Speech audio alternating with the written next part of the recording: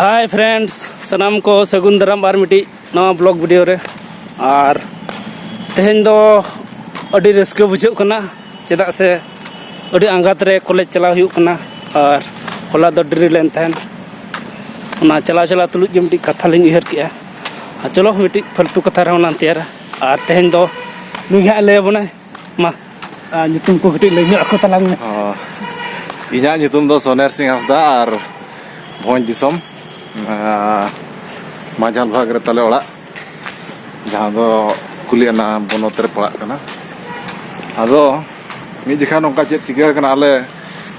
gidra hudin jo pahil ma interview ko huyuk ta no hostel re tahan lagin te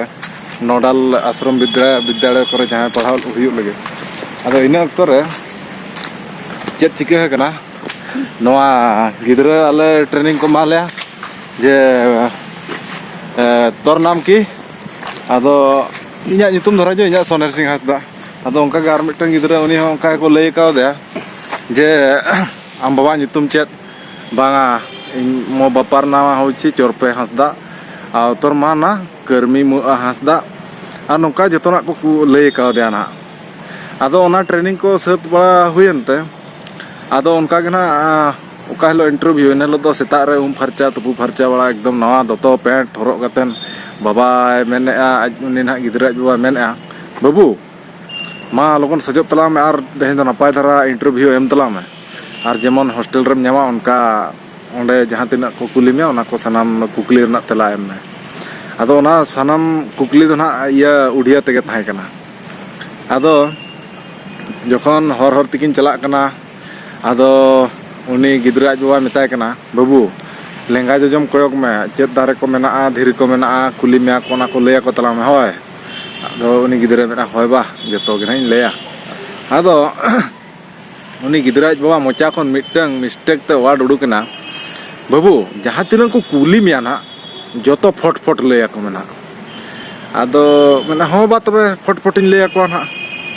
ado onka kin chalak kana setter nakin ar reporting huina reporting time re ठीक time re ako documents se ko hataw kya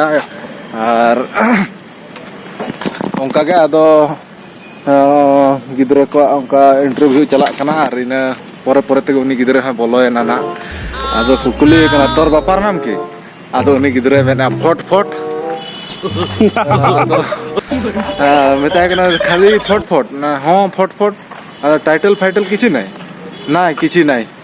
are कुली कना तोर मार नाम की मोर मार नाम भी फट आदो को तोर मार नाम केमती फट ना हो तार नाम भी फट मेताय कना आदो उनका जहां तिना कुकली को कुली के आर ओंडे जतो खाली सुमुंग आंसर दो ताहे कना फट आदो एनखान जहां ये रिजल्ट जखन हेजना आदो ना तंगी का तको तारासिंग खान के रिजल्ट उडुको और कोई गिदरा हॉस्टल को नाम क्या बाको नाम क्या तो उनका के उनी गिदरा बाबा मेन या नुई गिदरा मा बा नाम ले तो चेत लेका ने या क्या ले क्या अच्छा ठीक है चेन हो उनका प्रतारणा बाय मादा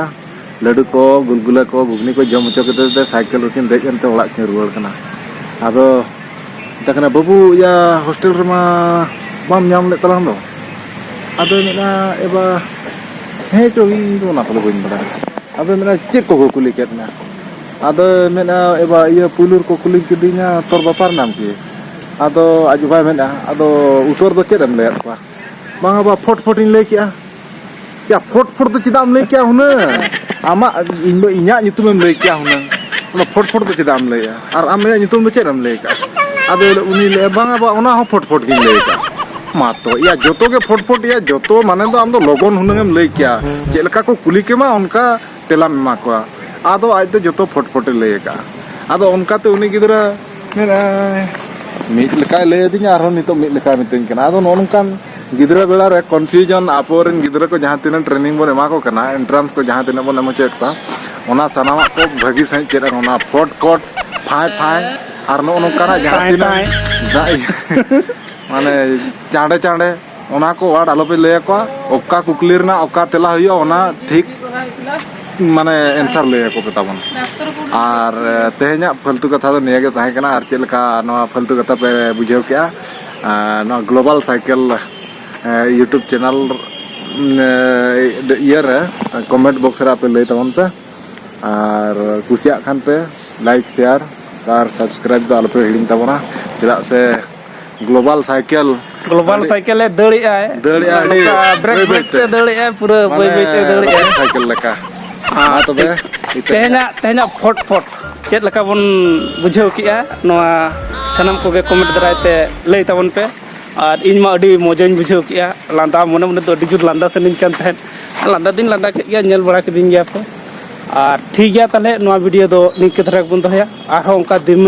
दिनम दिन गे फालतू कथा दो हिजुआ चेदा से नोआ फालतू कथा रे मिटी अडी नपाय कथा मेना नोआ दो पाले ओकारे 30 चों घटाव कना ओना घटना को गे फालतू कथा तेको लैया किंतु ओना दो फालतू कथा दो बांग कना रियल कथा कन गया और मा ताले नोआ वीडियो दो नोका गेबन दोया और जहां को नावा बन नेलया नोआ चैनल बो सब्सक्राइब मा ओना साथे बेल आइकन से घंटी हबन दबा तराय मा और हो नोका नवा नवा बेस बेस कंटेंट अगुते आपे को समझ हिजुआ मा ताले तेहन लगी दो सनम को जोहार अंजन साड़े कतमा से रिजविंग में दीवाना दीवाना मा से बेनावी